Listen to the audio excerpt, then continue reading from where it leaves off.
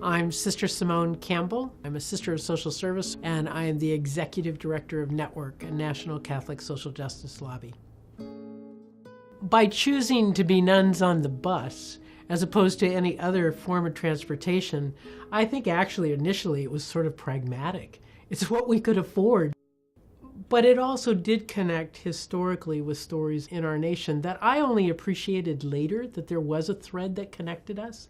And I realized that the Freedom Riders in the South, who influenced me as a young person dramatically, part of the reason I joined my community was because of their actions and that call for justice. Certainly the freedom of the bus to connect with people all around was key. Driving along the highway and the back roads and connecting with all kinds of people, it really is a community building mode of transportation. We came back on July 2nd from our 15-day tour, 2,700 miles, but who was counting? And we thought it was over. But what happened almost immediately was that people were saying, well, we need to do it here. So that some sisters organized a bus in Missouri. That was the first one. And then some sisters wanted to organize one in Ohio and New York State, all over.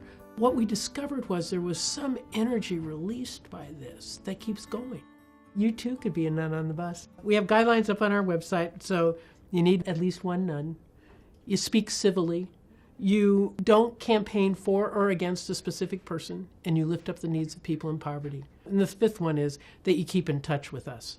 So let us know what you're doing.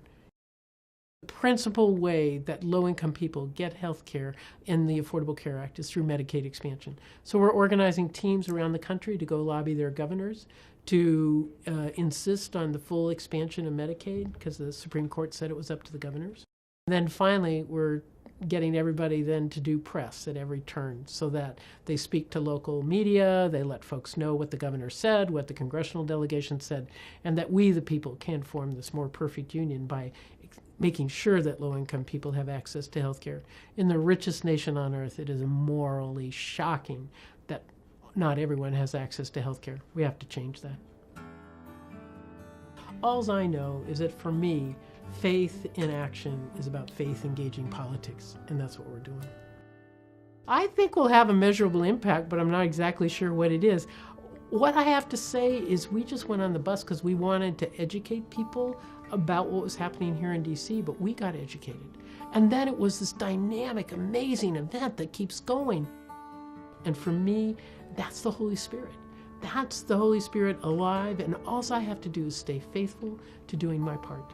We're one body, so I just need to do my part, and then kaboom, as I say. Wild things have been happening.